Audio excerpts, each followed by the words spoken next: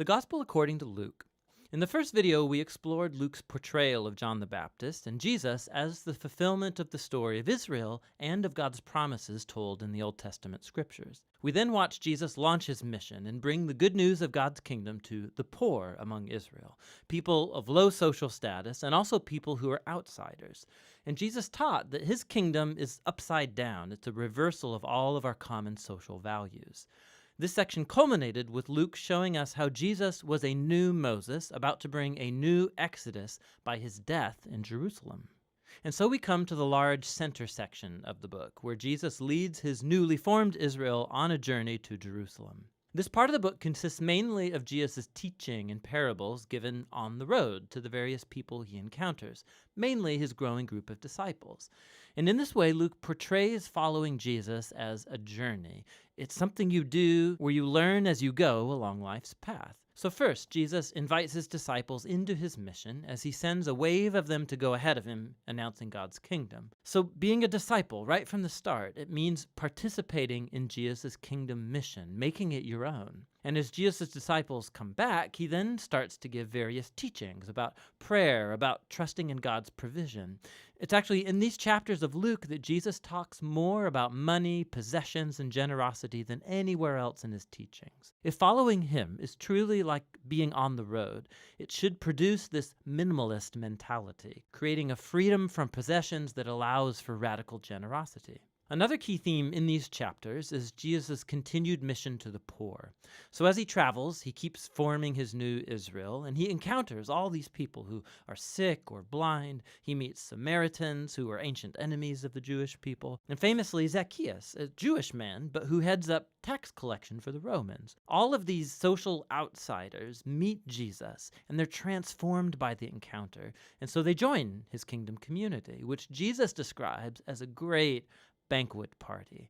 He is here to seek and save the lost, and so he's celebrating when people discover the mercy of God. But not everybody at the party is happy. Luke includes multiple stories of Jesus at banquets with Israel's leaders, and these all become heated debates where Jesus confronts their pride and hypocrisy. And so these contrasting banquet parties, they're captured most memorably in Jesus' parable of the prodigal son. So a father had two sons, and one foolishly ran away and squandered his inheritance. But he comes back eventually repentant, and his father forgives him, and he throws this huge party to celebrate my son who was lost but now is found. But the older brother, who never left his father, he's angry, and he resents his father's generosity to this undeserving son. Now, in this famous parable, Jesus is explaining his whole kingdom mission to these leaders. His parties represent God's joyous welcome of every kind of person into his family. The only entry requirement is humility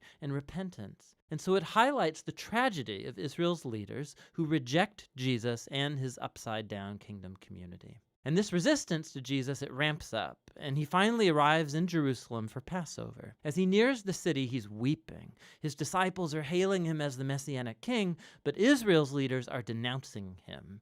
And he knows that their rejection of his kingdom of peace is going to set Israel on a road of resistance and rebellion against the Roman Empire.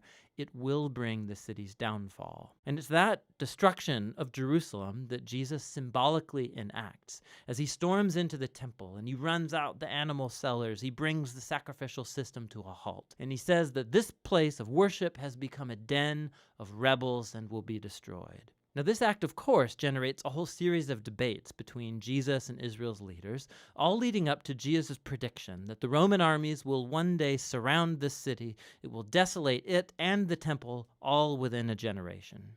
With that, Jesus retreats with his disciples to celebrate the Passover Meal. It's the annual symbolic meal about Israel's liberation from slavery through the death of the Lamb. And so Jesus turns the meal's bread and wine into new symbols about this new Exodus. His broken body, his shed blood will bring liberation for Jesus' renewed Israel. After the meal, Jesus is arrested and he's examined before the Jewish leaders and then put on trial as one claiming to be king.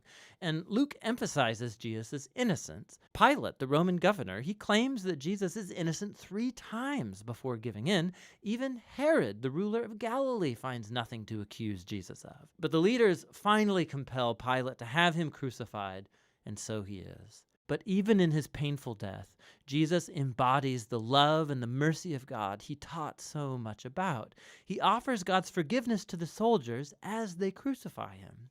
And then, when one of the criminals executed alongside Jesus realizes who he actually is, he says, "Remember me when you come in your kingdom." And Jesus' final words are an offer of hope to a humiliated criminal. "Today you will be with me in paradise." And so with this last act of generosity and kindness, Jesus dies. His body's placed in a tomb, and on the first day of the week, some of Jesus' disciples come to the tomb only to find it empty.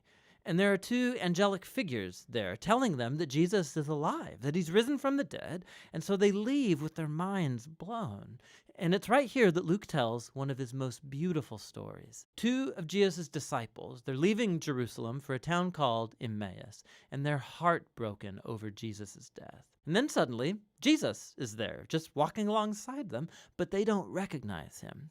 He asks why they're so sad, and they go on to talk about all of their hopes, that Jesus would have been the one to redeem Israel. But now he's dead, it was all for nothing. But then later, as Jesus has a meal with these 2, he breaks bread for them, just as he did at the Passover meal, and it's in that moment that they recognize him. Then he disappears. Luke is telling this story to make a powerful point about following Jesus. When Jesus' disciples impose their agenda and their view of reality on Jesus, he remains invisible and unknown to them. It's only when we submit ourselves to the upside-down kingdom of Jesus that's epitomized in his broken body on the cross, offered in self-giving love. It's only then that we see and know the real Jesus. The book's concluding scene is yet another meal, as Jesus appears to his disciples and he explains to them from the Old Testament scriptures how this was all a part of God's plan, that the Messiah would become Israel's king by suffering and dying for their sins, and conquering their evil with his resurrection life. And so now, as Simeon the prophet promised back in chapter 2, Jesus' kingdom will move outward from Israel, so God's forgiveness can be announced to the nations and everyone invited to follow Jesus. But, Jesus tells his disciples, wait in Jerusalem for the coming of the Spirit to empower them for this new mission. And this, of course, keeps you reading right into Luke's 2nd volume, the book of Acts. But for now, that's the gospel according to Luke.